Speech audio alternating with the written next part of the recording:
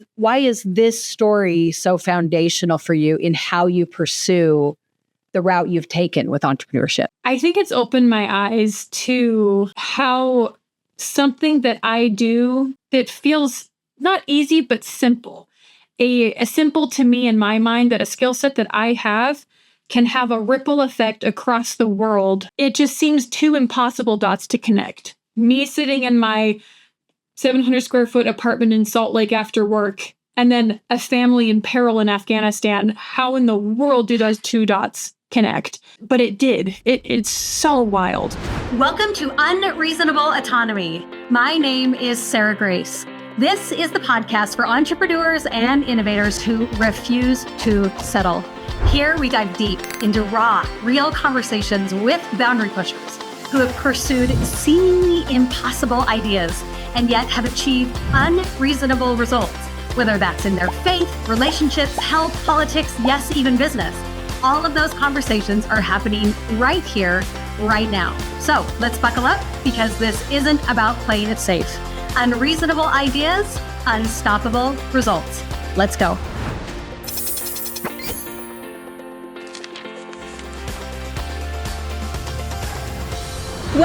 Welcome back to the podcast. You guys, we are on Unreasonable Autonomy right now, talking with amazing entrepreneurs who have decided to be crazy unreasonable about what they expect in their life, their marriages, their motherhood, their faith, their bank accounts, you name it. Like, that is what we're talking about. And I'm really excited to welcome just a dear friend of mine. And I can say we are dear friends because we just spent like 3 days together in Denver last week. And we've had this podcast booked for a while. And so like the timing feels kind of iconic and divinely inspired. So can I please welcome to the podcast the amazing Andrea Befus. Hi, friend. Thank you so much. I'm so excited to be here. Well, you guys know from listening to her intro, whether you're watching this on YouTube, whether you're on the podcast, you know that she is in the Airbnb space, right? But let me tell you something that I love about you, Andrea. So we just spent a couple days together. We played top golf together. We ate chicken wings together. All the good things. We had a great time. I do not know if I have sat with someone as recently as I've sat with you that is such a seeker. You are just such a question asker and such a seeker. And I'm excited to dive into why you are that way, instead of like, I'm just happy with how my life is. And actually, I'm on a pretty good trajectory. And so I'm going to just focus in and accomplish what I need to accomplish. But before we dive into your nature as a seeker, can you orient everybody just 3 to 4 minutes on what got you into the Airbnb space? What got you even into entrepreneurship? Like, give us a little bit of background about why you're here right now. I love it. Before I do that, though, I have never been described as a seeker, and I just feel like a bunch of light bulbs went off, because that actually makes a lot of sense. I'm super excited to dive more into that. We will, for sure. Give us an intro. Okay. So for those of you who don't know me, I'm Andrea, and I kind of grew up all over the world. So personal childhood-wise was really unique. I was extremely blessed to be able to live on 3 different continents, travel to over 30 countries, and just really prioritizing adventure and family. Because we moved so often, our unit was our family. And so I didn't live anywhere long enough to have a best friend. And as a kid, that was really annoying, honestly. But over time, I realized, oh my gosh, like my family, my unit is my family. And so that was really shaped me, who I was personally, is seeking adventure, doing unique things, getting out of my comfort zone, relying on my family, my values, my faith. And so that kind of is woven into my story. And I went to college. I got a degree in geographic information systems, which is pretty much a really nerdy way of saying I like maps and data and solving complicated problems. So cool. I love this about you. And if you don't like have the persona of Andrea in front of you, get on YouTube and see. You would never say this is a map girl, but you are. It's amazing. Right. Yes. So I was in the mapping world for about 4 years. And I just loved diving deep into other people's problems and taking really complicated data that I'm talking super big spreadsheets or tons of data that was really hard to actually make big decisions on. They didn't know how to analyze it, interpret it, visualize it so they could make decisions. So I became the middleman between complicated data and problems so a stakeholder could make a decision. And so I did that in a lot of different areas in mapping world. And then I made a shift from mapping into marketing. When 2020 hit, I realized I didn't want to be in a cubicle and some other crazy things happened. And I became pretty much the right-hand man for an incredible woman named Katie Richardson. And so that's where I got a ton of experience with sales, marketing, social media, email campaigns, coaching. I mean, if you know Katie, you know she's a very well-rounded person. And so I got to see the ins and outs of that. And that was amazing. While I was working with her, I'd started a few other, I don't want to say hobbies because they were more focused than that, but a few businesses where I would help other moms with dinner time and strengthening their home. And because I love food and cooking and creating incredible experiences. And that was super fun. I helped a lot of people, but it didn't fully encapsulate my skill set, I think. And so once I had a baby, she's 1.5 years now. She's incredible. But I realized, like, looking back, like, once I had the baby, I stopped working, thinking I wanted to be a stay-at-home mom. And I realized there's still a part of me that it feels like it's missing. And so when I had stopped working, I took a step back and I said, okay, what do I want to do? I have a lot of skill sets. I have one puzzle piece that's mapping and data and spreadsheets, another puzzle piece of hospitality. I love having people over to my home and cooking and creating meaningful experiences. And other pieces of sales, coaching, marketing, strategy, all of that. And I realized, and the other piece was real estate. My husband and I are really passionate about real estate. And so how did all these puzzle pieces fit together? And what I learned is the industry of short-term rentals and Airbnb literally fits all of those puzzle pieces together because you have to have all of those to succeed in Airbnb. So I feel like I know you more than most people, right? I mean, other than your core family, I get all the things. Right? But like, I have watched your businesses. I've watched the Helping Moms with Dinner Time. I was being coached by Katie at the time that you were her lead right-hand woman and crushing that. Like, I've seen all of these things. And I remember being shocked when I saw you were in the Airbnb space, when you kind of got reintroduced into that space, because I was like, I didn't even know she did real estate or was into Airbnb. And what I'm fascinated by is it's not that you said, okay, I'm not going to do dinner time, I'm going to do Airbnb. Instead, you said, what is my skill set and where can that serve? Can you talk a little bit more about that process of how you navigated from, I'm doing Moms with Dinner Time right now, something is missing, what is next for me? Dive into that for a minute.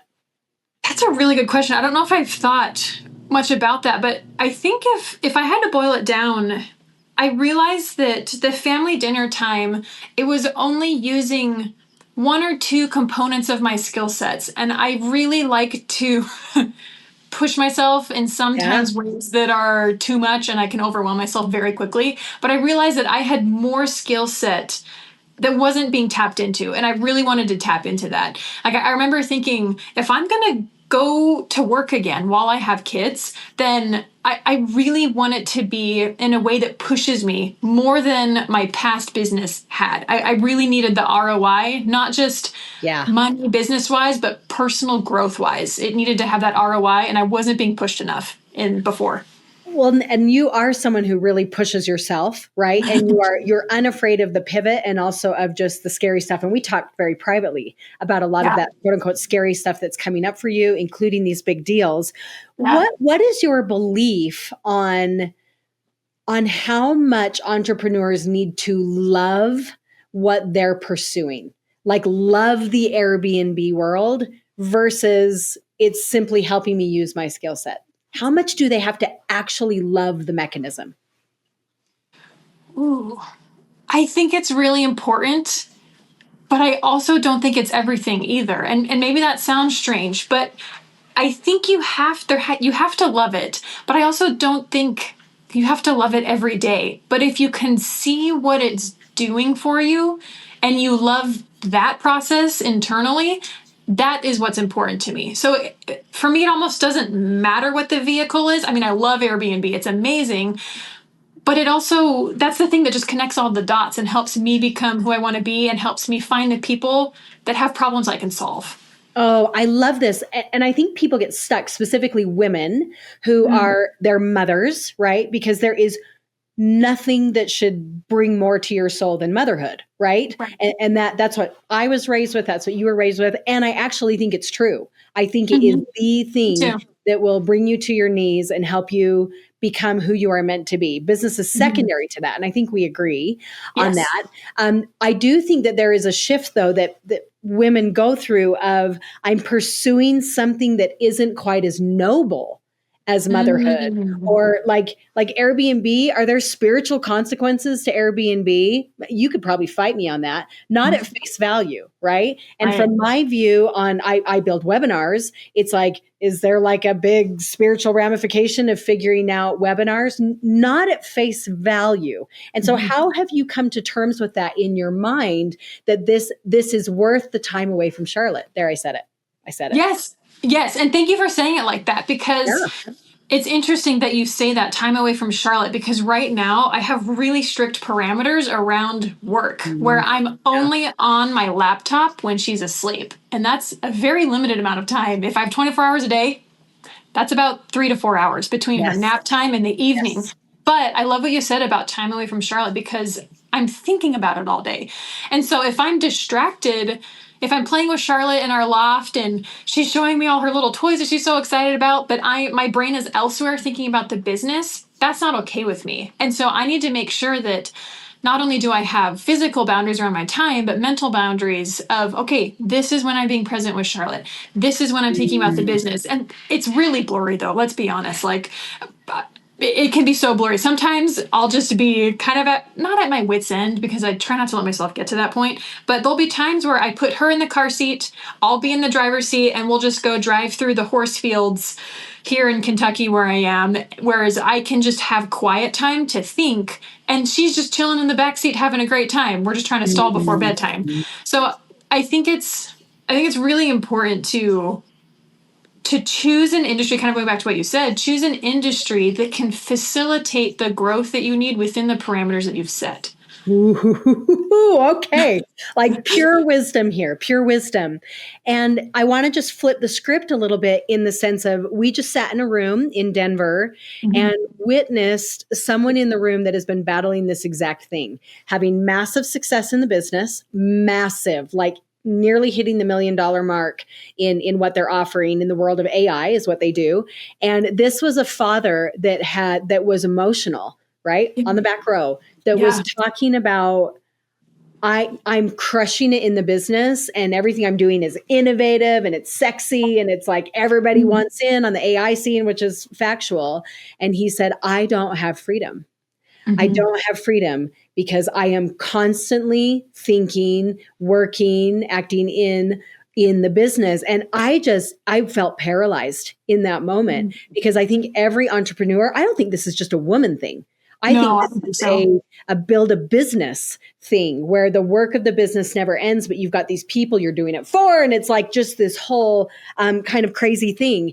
And so tell me if I'm right or wrong, when you were in the world of doing like dinners and helping people with managing that important part of their lives, I imagine it was easier for you to accept that role of what you were offering people, because Charlotte was included in that. Like, talk to me. I'm going to let you talk about this experience. Yes. So all of that happened before Charlotte was born. And it was interesting because before Charlotte was born, I was in prepping for momhood mode mentally. And so in my head, I'm thinking, okay, dinners, families, strengthening homes. And I thought, okay, this is perfect. It lines up with the motherhood, the stereotypical motherhood of cooking and loving and gathering and all of that. And there's truth to that. And at the same time, like I said before, it didn't push me. It was too comfortable.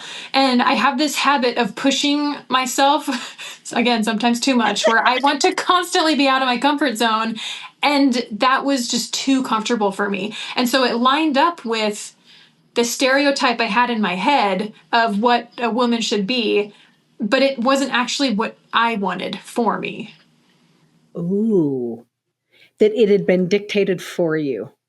Almost, yeah. But never through words from someone else. Like, I don't think anyone ever actually told me, hey, you should just be a mom. I never had that said to me. And I think in our faith, doctrinally, that's not true either. But there's just a cultural aspect to it that I think happens. And Sure. I think the stereotype is there. I mean, there's just a stereotype. And so that business model fit the stereotype, which is okay. That's okay, but it's not what I wanted. Right. And it's fascinating that you talk about the role of faith in that, because you can look, it isn't even necessarily just our faith, but you look in the Bible and women are just second place, right? Mm. They just are second place in the stories, whether it's Esther, walking in, or, you think about all of these incredible women that we have, they are second place. And so there's this idea that by being second place, I'm playing my part and I'm fulfilling God's role, and this is what I'm called to do. And there comes a real come to Jesus moment when you're actually not satisfied in that role, right? That something feels missing. And so what is your response to saying, how do people know that they are playing beneath what they can play, that they are playing small? You were saying, I felt comfortable. What are the signs of that? How did you know it was comfortable? Was it, I'm not going to fill in the blank for you, but what was your experience? I think it was an element of complacency entered my life when I don't want to say bored. I don't believe it's possible to be bored. I think it was, I'm comfortable where I'm at and life is a little bit easier. That's my cue that it's probably time to change. Life feels a little bit too easy right now. Really? Yeah. You guys, she's a different breed. This is amazing. So you don't pursue ease. What do you pursue? No. I pursue growth. That's the word that comes to mind. And I know that growth is not easy, but I think I'm just with how I grew up. My parents are incredible and amazing, and they put us in new situations all the time. I'm very easily adaptable to my environment and surroundings. And so if I'm in the same place for too long, that's actually what's uncomfortable for me. When people say that they've lived in the same house for 20 years, I'm blown away because I think, wow, that sounds like the adventure to me. Like that sounds pretty hard for me. And so maybe that's a sign to me that maybe it'd be good for me to stay in a place for longer than a year or two. But I really believe that new environments and new situations are a catalyst for growth. It's hard to not grow if you're in motion, if that makes sense. Yeah. Oh, Charlotte, buckle up because of oh yeah. I'm so excited for her. And in that vein of, I want to be uncomfortable. Like I am choosing growth. I'm just going to say it. What is a good mom to you? Oof. Have you fought with this? A little bit, yeah. I might get a little emotional. I think a good mom is someone that puts God first, then her husband, then the child. And I know that might sound a little controversial, but I think if God, yourself, your husband, if that's your unit, then the child will thrive. I think if I focus too much on Charlotte and my marriage struggles, then that's not helpful for anybody, for me or for a child. And so I think a good mom is someone that has goals and ambitions for herself that help her become who she's meant to be personally, and then that gets radiated out into the family. Were you raised with that? Yeah, I think so. Because my mom is someone who, she didn't work a standard job, but she would always sign up for everything. And she's a very go, go, go person like I am. And so I remember we were living in Istanbul and my sister and I went to the international school there. And she signed up to work. I think she was a teacher's assistant. I could be wrong. Sorry, Mom, if you're listening to this. But I know she was at the school. And she she would just love doing things and learning new skills. Everywhere we lived, she would try to learn the language. And so we would be in the bazaar trying to buy clothes, and she would be talking in Turkish to the store person. And she would tell you she was horrible, but she wasn't. She was someone that really valued getting new skills outside of her comfort zone. Because she married my dad, and then they immediately moved to Japan.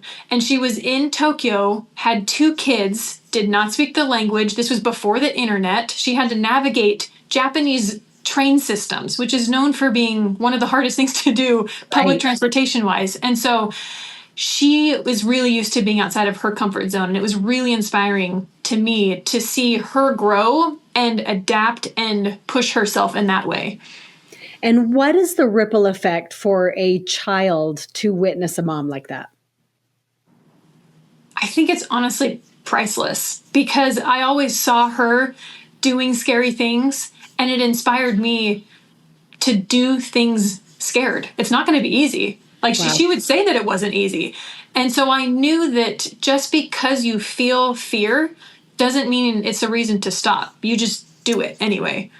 Okay. So let's dive into this concept, because we often lean into our gut as entrepreneurs. That I feel called, right? I see a vision, like I'm going.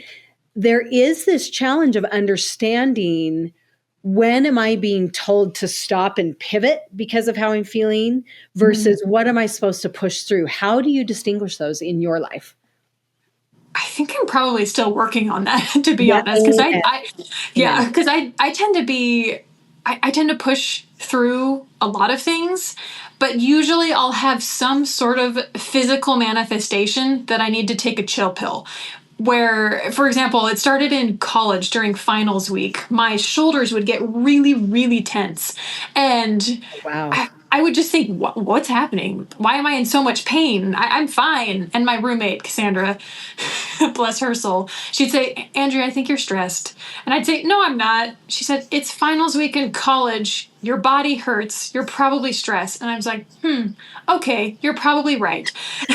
and that has kind of evolved over time, where I'll have a mental breakdown or something. And it usually means that I've pushed myself in one or multiple areas of my life so much where my body is just overwhelmed, and it will tell me, take a chill pill. And so I probably shouldn't let it get to that point as much. It used to happen a lot, but now it's only, I don't know, once every few months or something. And so that's kind of a time where I take a step back. I talk with my husband, because it's so amazing being married to someone that can see you, love you, trust you, respect you, and have this outside perspective and see things that you can't see. I'm so blessed to be married to someone like that. And so to help navigate what pivots where, what do I need to outsource, and just navigating all of those questions. Holy smokes. And it fascinates me to actually compare and contrast your conversation here about this with the conversation I had with Damon Burton, right? Damon grew up similarly at face value to you in the fact that he was moving a lot. Okay. He was in very different homes, different scenarios, those kinds of things. He was there because he didn't have a stable family life. Right? Oh, wow. His mom was moving around and dragging him with him. He's very honest about it on the episode. You can listen. Yours was done out of, job and adventure and those kinds of things. How are you going to make decisions moving forward on how you raise Charlotte? And before you answer it, here's the frame, right? The frame of it is, often we pursue freedom, adventure, an uncomfortable life or whatever, in order to save our children from instability, financial duress, like uncomfortableness, those kinds of things. And how are you going to make decisions? Because you've had a really positive experience with being drugged all around the world. Damon will probably never move from his current home. Fix me if I'm wrong, Damon, because he saw the damage of that in his own life and how it's helped him pursue greatness. How are you going to make decisions with how to raise Charlotte? That is such a good question. So obviously this is something I would navigate with Tagger. And it's interesting starting these conversations because we have a 1.5-year-old. It's mostly just meeting her needs right now. Thank goodness Not in school yet. Yes. Not in school. She's not having to make big decisions parenting wise. We're starting to have to. And I think as we talk about these conversations now, looking to the future, I think at the core, our decision making comes to, does this help us get closer to God? And does it keep us close as a family? And so I think if for some reason we feel like staying in one place is going to help us do those two core things, then we will probably not move as much. We've talked about having a home base, but traveling a lot because there is a certain sense of stability that comes when you have the same house for 10 years, which is such a wild concept to me. But I think part of me would think, well, I've never done that before. So that sounds new and interesting. And so I think it's, if God and family are at the core, then all the other values are auxiliary to that, and those shift priorities. And so I kind of imagine like a totem pole. If God and family are at the top, other values beneath that those main two, those can go up and down in priority. Yes. But as long as those ones at the top are there and they stay there, I think it matters less in what season of our life the other priorities come up. I mean, we're actually navigating that right now we're here in Kentucky. We came because my sister and my brother-in-law are here, and we've been in Utah for a while. I mean, we moved 7 times in 8 years within Utah, but we thought we want to be outside of Utah and try something new. And then my sister happened to come here, and we thought, oh, this is perfect. And so we came out here for the adventure and to try something new. And then we realized with young kids, our priority of being close to family is actually higher than adventure. And so those shifted while we were here in Kentucky. And so we'll probably end up back in Utah to be near family because in this season of our life, that family value trumped one that we thought was at the top.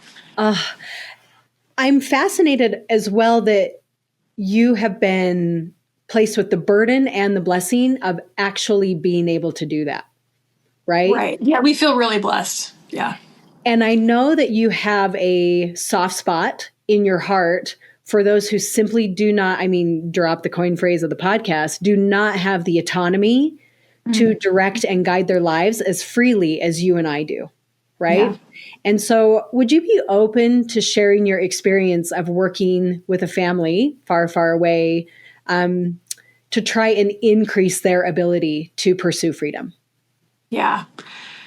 Okay, this story is wild. So, for some context, this happened when I was working in my mapping world. So I hadn't entered entrepreneurship full on yet, and I'm the type of person that in the world of headlines and world news, I do not get affected personally that much. I think I can kind of emotionally detach pretty quickly from things. And so when I would hear a headline that was horrible, I would feel that. I'd empathize with that, but I wouldn't take it on and have it affect my personal life. But there was one day when I was sitting in my cubicle working on my maps, and I saw a headline pop up about the U.S. leaving Kabul in Afghanistan, and that we were taking our troops out, and that now the Taliban was rolling into Afghanistan. And I remember watching this headline, and initially at first it was kind of how I reacted to other headlines, where I thought, okay, too bad. Obviously that's horrible, but okay. But a really interesting thing happened where over the course of the next week or so, I got increasingly personally invested in this, where I would have the article up on one of my screens, because I had a dual screen. I would have an article up that would kind of have the live updates, which I never do except on election night when I'm doing maps for all the elections. Sure. I had the updates come up, and I was getting increasingly stressed. And this is super interesting because I don't really have a connection to Afghanistan. I lived in Turkey in the Middle East, so I love the Middle East.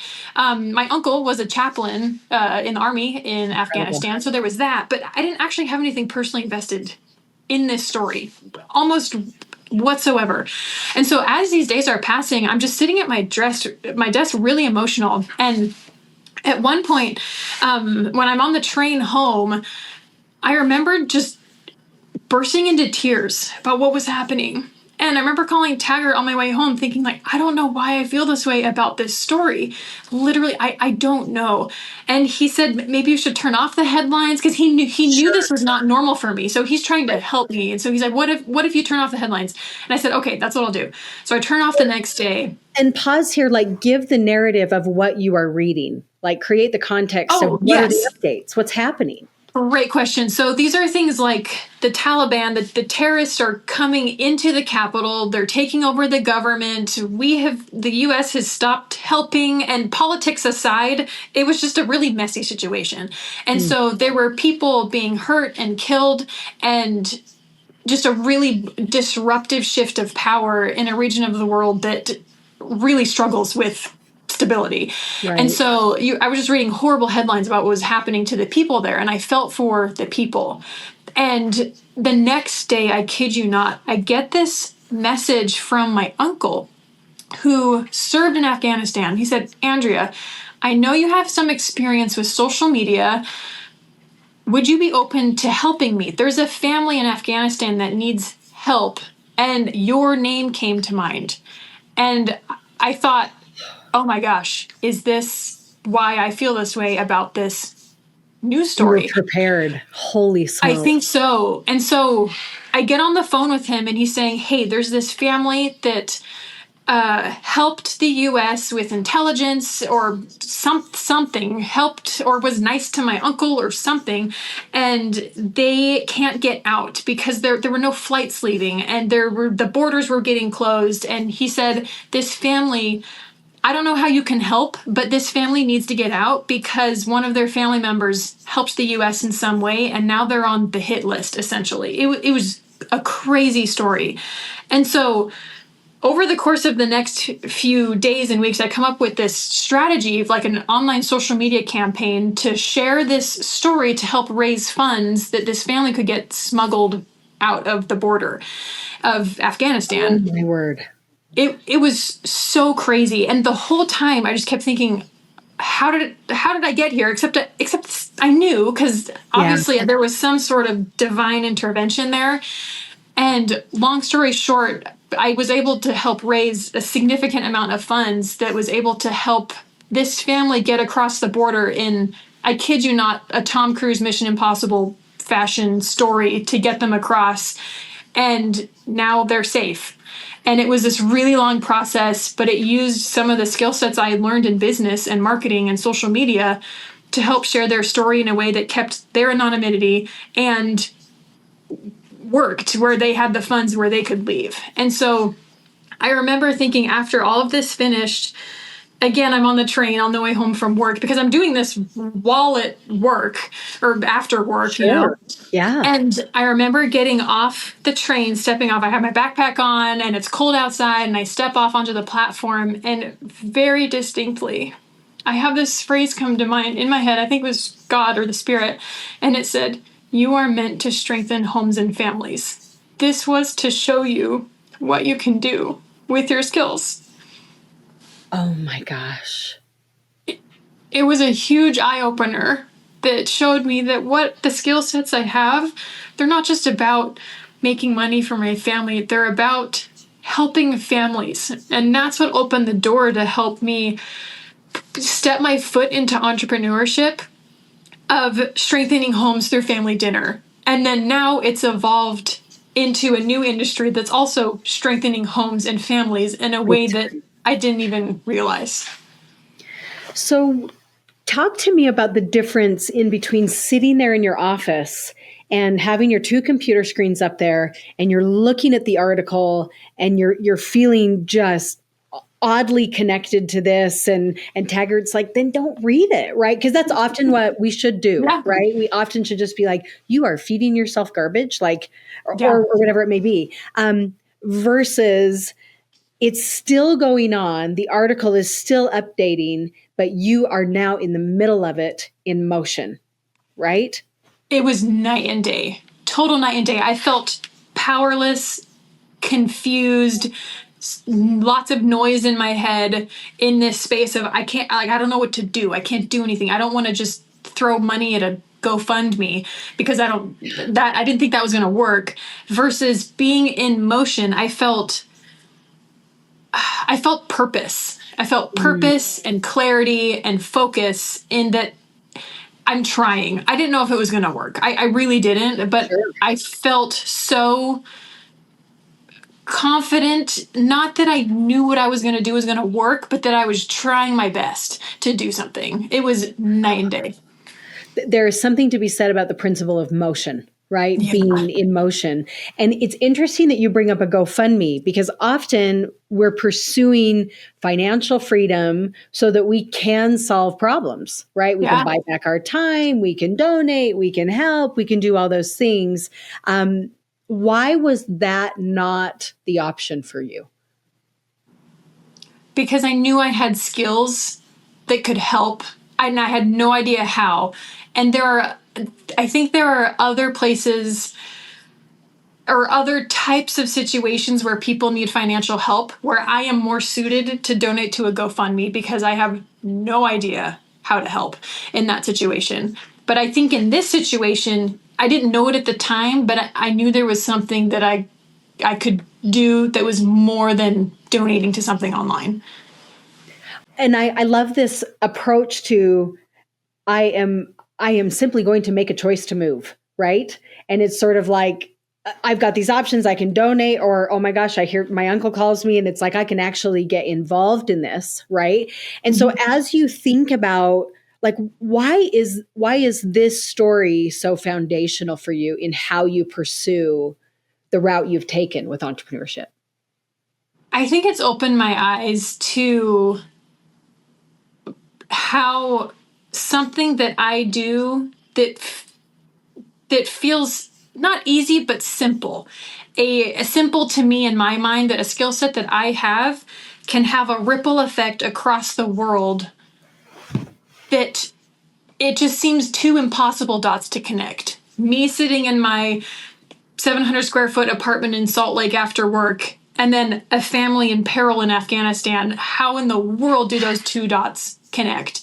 But it did. It's so wild. It is so wild. And what has that taught you about how lucky you are to live now versus 20, even your mother's age? I love your mom. Even your mother's age, your world is different. What perspective, what pressure has that brought to you? That's interesting. I think I feel lucky to live in a time where there is so much connection with the internet, with people and places and foods and cultures. There's so much connection. And I think that can sometimes be a double-edged sword with comparisons and all of online social media and all of that. But I think overall I feel lucky, because I'm born now, maybe I can help someone that I couldn't have helped before the internet came. And I think it's interesting you mentioned pressure. I think sometimes I feel more pressure on myself than I do externally. I for sure put too much pressure on myself to perform than anybody else around me does. And so I think if there is any pressure about living in this time, it's just me on myself. Yes, because there is a larger expectation now, simply because of the tools in front of us to make those callings possible. And I remember sitting with you last week at Topgolf, and you were going through an exercise with our coach and mentor about who you are, right? I was sitting right in the middle of it. It was amazing. Yeah. Can you talk a little bit about that experience? And then I want to ask you a couple questions about it. Yes. So I was just talking to Taggart about this after I got back, and he thought it was so cool. So I came to our coach, Josh, with this question about a big deal that is in my lap. And maybe it'll go through, maybe it won't, but it's a really, really big opportunity. And we're in the middle of negotiations. And I was asking him this question about, okay, if I take this deal, what's the ripple effect to the other parts of my business? And Josh responded with, well, we obviously need to answer a different question first, which is, who are you? I hate this question so much. I know. And it's funny because someone asked me that, And I think, oh, I know that. I know who I am, but actually when you articulate it, it can be really eye-opening and hard. But once you get it, it's really easy. And so what happened is we kind of went through these different roles, a very big bird's eye view of who am I. And what I came up with is, number 1, I'm a child of God. Number 2, I'm a wife. Number 3, I'm a mother. And then there was these 2 other ones, which felt like they were in conflict with one another. One was entrepreneur, and one was the role I would play if this big deal goes through, which they would be a little bit separate. Same thing, same goal in the STR industry, but a little bit 2 different paths. And I was seeing in my head a problem of these maybe conflicting. And Sure. so, and Josh said, okay, so which one is a higher priority? And initially I said, I don't know. They both are important, because in my mind, I like to give 100% to everything, but that's not possible. And so it was fascinating, because once I made the decision of, okay, if this big contract goes through, that actually takes priority. And so I will potentially say no to other opportunities, because this bigger contract makes more sense for where I am in this season of my life. And by creating that order of who I am, kind of like what we talked about with the totem pole of values that Tiger and I have as a family, creating that list of who I am and ranking them almost of priority. It's okay if like the core ones are going to stay: God, child of God, wife, mother. Those will never change order, but the other ones can shift up and down. And by actually making a decision on where I stand with those roles and of who I am, it actually becomes easy to think about, okay, how does this deal fit into other areas of my life? And why does formalizing this process of who you are, why does it really matter? I think it's because it's an anchor to look back to when I make decisions moving forward. And that's what helps me stay who I want to be. I think sometimes I have the personality trait of shifting and molding to my surroundings, because I kind of did that growing up, is I can adapt to a point where I can sometimes not turn into someone who I'm not, but maybe take on some attributes that are not in alignment, not bad, but not in alignment with who I want to be. And so by having this tangibly on paper to look at, it helps me stay grounded in my decisions moving forward and in who I am and who I want to be. Another question. Yes. You talk about the word pressure and the pressure that you feel on yourself, and the fact that you love to do things at 110% in all areas, and that maybe with this who am I exercise, you're recognizing like you can't give everything 100%, right? What do you say to someone that feels like, if I put God first, if I put my husband next or spouse, and I put my kids or loved ones after that, that there actually just is not space for the pursuing of dreams and entrepreneurship? Like, because can you ever spend too much time being a mom, Andrea? No, I don't think so. Can you ever spend too much time nurturing a marriage? Well, maybe, I don't know, but nurturing a marriage. Like, do you see the conflict? Yeah. What do you say to someone that there just is not time outside of those core things? That's such a good question. The first thing It's a question I have. Yeah. I have this question. I think there's 2 things that come to mind. The first one is there are infinite possibilities. I can sometimes get stuck in choice A, B, or C, or black and white a little bit. That can happen. And so I can think there are these 3 spheres of my life that are so important. And by pursuing all of those to their full capacity, I don't have time for anything else. And I think that is a mental barrier that we are putting on ourselves to not open up other options. Because I think if we tell ourselves there's not time for anything else, our world around us and our brain will make that true, I think. And so we literally won't be able to see other options or other opportunities that come that may contradict that belief that there isn't time. Because I remember hearing this phrase once that our brains always want to be right. They're just wired that way. For human survival and existence, we want to think ourselves as being right. And so if we have a thought that we don't have time for something, our brain will make that true. It will find evidence to make that true. And I do this. And did I do my physical therapy exercises this morning when I should have? No. And I told myself it was because I only slept. I was traveling. I woke up at 3 a.m. the day before, and I was tired and all of that. And I told my brain said, I don't have time to do physical therapy this morning. And therefore, it found evidence to prove that right. And then I didn't do the thing that I told myself I wanted to do. So that's kind of the first place that my brain goes, is if we tell ourselves we don't have time, that's just not going to work, because our world will prove that true. So our brain can say, check, I'm right.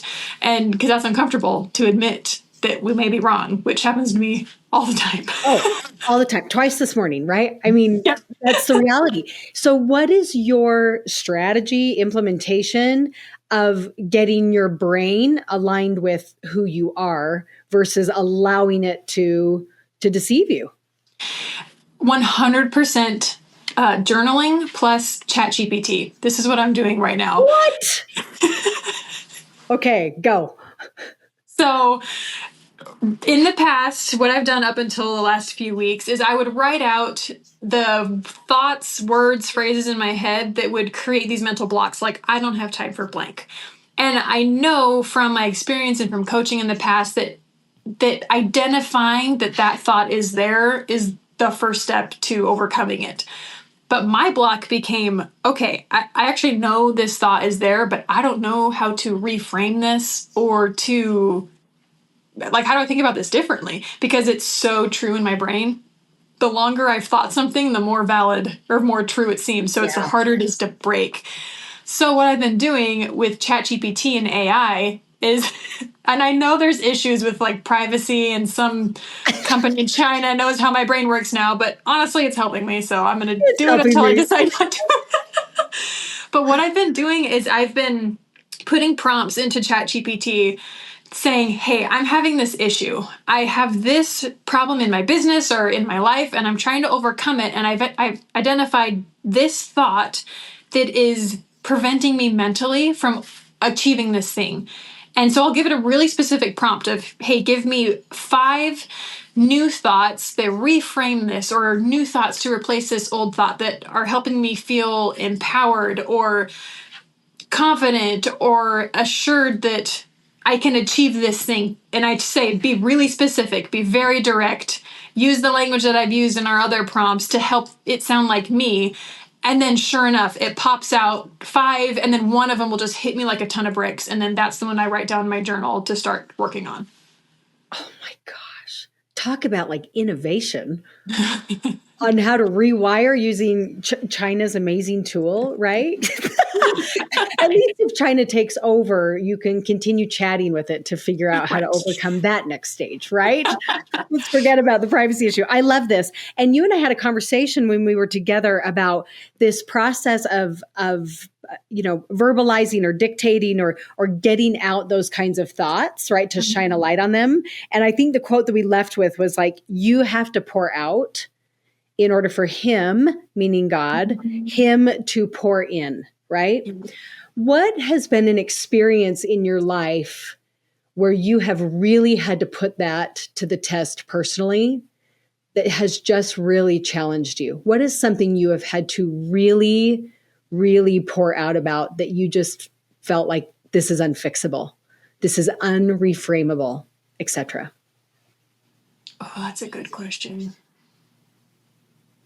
There was a time a few years ago where, and you and I talked about this a little bit, where there was just, in my personal life, things just felt really hard when it just in marriage, like when you get married, you're just 2 people coming together and figuring out how to do life.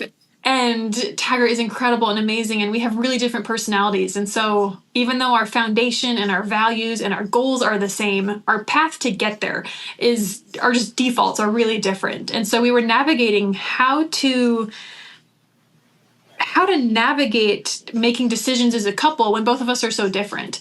And and there was a time where that felt really, really hard. And I remember there was one night when I just felt confused and distracted and just kind of sad. And we both felt like this. It wasn't like it was just a me thing. And I remember I was watching The Chosen on my laptop.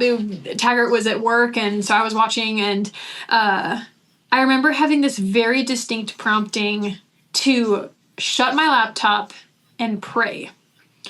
And I remember in that moment when I had that thought, I was thinking of all of the other stories I've heard of people that have had a prompting to pray and they had an amazing experience.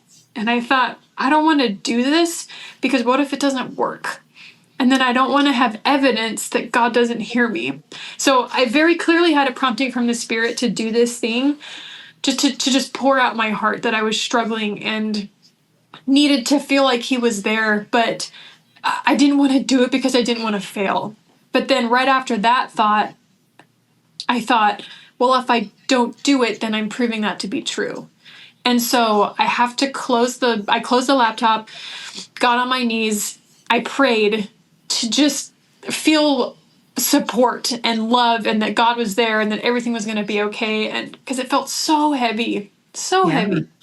And in that moment, I had that experience that I had heard other people have, where just the weight was lifted off my chest and nothing was solved right away. But I felt the power of God, of Christ, of the Spirit just flood into my body, and knowing that it was going to be okay.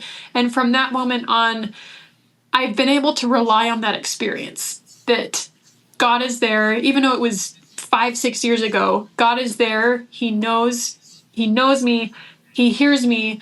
He knows my heart. He knows what I'm working towards. He knows I'm trying my best, that I fail and I make mistakes, but I know that He's there. And so I'm so grateful that experience happened to me so many years ago. Wow. I am so moved by your experience being so powerful because it didn't fix it. No. It was simply an acknowledgement of like, it sucks for you right now. Yeah. Like, I get it. Like that was enough for you to have that be a hallmark experience. What is your message and wisdom to people who feel that heaven is silent to them? That they have knelt to pray. They've been afraid of the failure. And guess what? They didn't hear anything. Oh, that's a question I do not feel qualified to answer. The first thing I think of is to seek help, professional help. I think that's actually the first thing my brain goes to is I really believe that our brains are powerful tools, and sometimes they can get in our own way. And whether it's a chemical imbalance or whether it's a thought process or just behaviors that we've been taught or that society tells us to have, we can get in our own way too, because I know for a fact that God is with us and that He hears us. And I think it's not our fault all the time if we can't hear Him. Sometimes there's a pattern or an imbalance or something that prevents us being able to hear Him. And so I think we need help in that situation. I am blown away that you just simply hold the standard that God is talking to you. Like, that's actually really powerful. That the standard isn't, oh, just keep trying, like it's in God's timing. It's like all of these catchphrases that we can throw around, I think can be real dangerous, real dangerous. And your perspective is God is talking to you. He is acknowledging you. Let's figure this out. Is that your opinion? Yeah. Which sounds pretty radical as you repeat that back to me, because I don't know if I've ever said that out loud, but I think I believe that. But I think it's also important that you don't then blame yourself that you're doing something wrong. Because I think it's so fascinating when you reflected that back to me, which is what I said, and I believe that. I think it's really important to know that there are always possibilities. There are infinite options for help. And I think if you try 1, 2, 3 things and think, oh, this is just, it's not working, I'm done. No, there are literally infinite possibilities and an infinite amount of time. And so I think it's so important to lean on your values, lean on who you are, and get help. And I'm going to follow with you because I want to keep going with this. Yeah. I have experienced God's nature through conversations with you. Whoa. What have been some surprising avenues in which you have heard or found God out of the traditional, like I'm kneeling down, I'm praying, God is speaking to me? What have been some of those ways you have gotten help to come to know him? I think a big one is when I was working with Katie Richardson as a client, because I started with her first. I think interacting with a business-minded, family-oriented, powerful woman really opened my mind to God's nature, and saying things that were fully in alignment with doctrine that I believe is true. And yet the manifestation of that in real life feels so different. And I think it's so interesting that you say that you've experienced something with me, because I would say the same thing with you. I view you as a powerful woman of God who's family oriented, big business minded. And yet the way that you live your life and the way that you speak shows me how God communicates and how he has different ways to teach us than are maybe the cookie cutter answers. I believe in the scriptures. I believe in spiritual leaders. I believe in all of that. And I think there are more ways than what the cookie cutter answers are. And I think and I think it's so incredible that there again are infinite options. I'm moved by that. And boy, does that bring like a really holy kind of pressure to both of us here in the room, right? That people are seeking for what God's nature is through mentors and coaches and teachers. And I think that's actually a really healthy way to try and understand what God is like. And it makes me think of your experience in the Middle East, right? And I have been to the Holy Land. My parents served a mission in Galilee. And so I had some experiences there, and I did live in the same home for 25 years, so we can talk about that another time. But being in that land, I was so amazed at the core human desire to worship. Mm-hmm. I went to the Wailing Wall, and I saw these little papers, ripped up and stuffed in the wall. I went to the place they thought Christ was born, and there's people praying and chanting and doing all those things. And it seems like our world is simply moving away from rituals of finding God, right? Mm-hmm. There are what people would consider to be rituals that happen in our temples, right? That may seem odd, or may seem old, or may seem all these things. Like, what are some modern day rituals that have brought you closer to him? What have you witnessed? Wow.